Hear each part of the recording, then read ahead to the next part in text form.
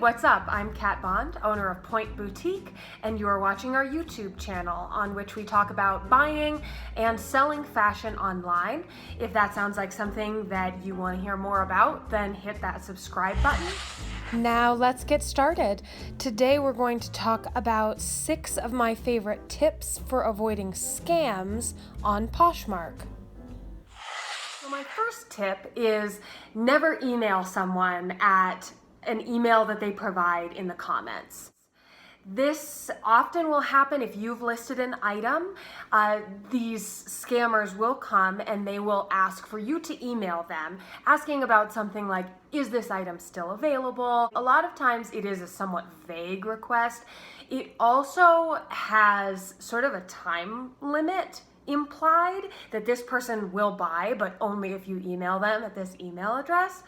They don't want to buy your item. They are doing some sort of horrible phishing scam, and you don't need that in your life. So you leave them out of it. You don't want them. You don't know them. If someone has received a suspicious comment like this, then you can actually flag that so that Poshmark will remove the comment, remove that user, and prevent that seller from essentially being phished.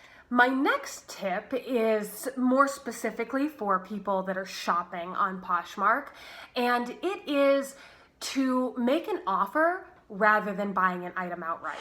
It's a great idea to do some reconnaissance before actually putting the money down to see if that seller is actually still monitoring their items on Poshmark. In a lot of cases, making an offer is extremely helpful because if you purchase an item and the seller is completely unresponsive, Poshmark still holds your money for about a week. Plus, a lot of times when you make an offer, the seller will accept it, or they will send you a counter offer and you end up getting $2 off, $5 off, $10 off, which who can argue with that? If you are selling, then you need to be really clear in your descriptions. There do seem to be some buyers out there, I think it's a very small percentage, but you might run into one of them that will buy something and then complain to get it returned, even if that isn't an honest complaint. If you receive something and you think that it is not as described, the size is different than what was said in the listing, the condition is different, then you can open a case against that item and against the seller for that transaction. And Poshmark will look at it, they'll listen to both sides, and then they'll make a decision. So what does that mean for you as a seller? Basically, you need to take the best possible picture that you can. Make sure that your photos show any damage, if there's fading, if there's any stains, if there are any rips, a broken zipper. Show us the severity of those things, but repeat it in the description. A picture is worth 1,000 words, as they say, but 1,000 words is actually going to be just as helpful. Even though some buyers may not read the description and just hit buy, at least it's there in case they open a case, then it's on them for not having read the description. This tip goes along with the last one, and it is to maintain consistency throughout your photos or place identifying objects in your photos. You want to make sure that you don't give the rare dishonest buyer a chance to appeal to Poshmark saying that what they received is not what's pictured in the photo, and having those identifying things that show size and show color against other color. There's just more chance that the buyer will know what they're getting before they get it, and you're just going to look better overall.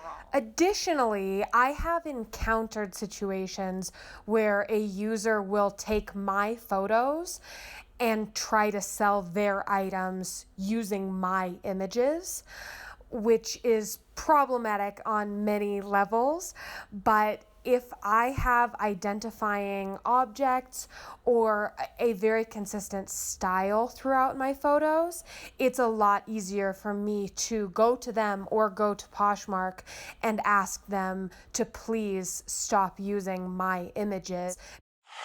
My next one is, in the event that you do have a case opened against something that you sold, don't give up. If a buyer opens a case against you and you know that you made a mistake, then in that case, respond to Poshmark saying, I'm so sorry, I sent the wrong color or whatever. And they'll give you a slap on the hand, but they'll understand and they won't deactivate your account or anything. But if you truly believe that you're in the right and that the buyer is trying to manipulate the system, you need to make your case as well. Don't just give up thinking, how unfair, oh well. Because most of the time, Poshmark will be very reasonable about it. They will look at photos that you send, they will read emails where you give a description of what's going on your end, and they will definitely take that into account. I have never encountered a situation where a buyer has damaged an item and then taken pictures of it, but that kind of thing is possible. And my last tip to avoid scams is avoid trades.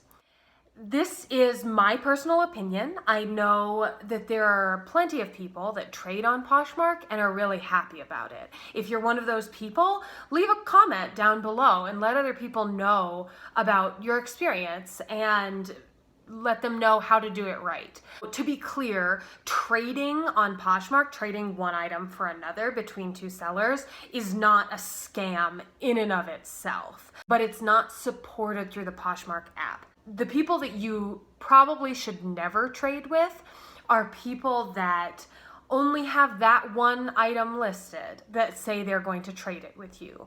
Or even worse, have nothing listed and say that they have this Coach bag and they're gonna send it to you, and then they really send you a bucket of worms, because you don't want that, unless you do, but you could just go out and buy that, right? Can you buy that? I mean, yeah, I guess you can. You could feed something that eats worms. Cool. Anyway, if someone seems legitimate, then use your best judgment. Maybe a trade is right for you. But I know as a business owner, it's definitely not right for me. The IRS doesn't want me to trade things. That's not how taxes work. And so I'm happy to consider an offer if they want to make that. And you can be very flexible and ultimately make more sales by doing that. Rather than risking losing an item. So that wraps up our video for today about 6 tips for avoiding scams on Poshmark. Please subscribe and check back again for more info about shopping on Poshmark, selling on Poshmark, and buying and selling fashion elsewhere online.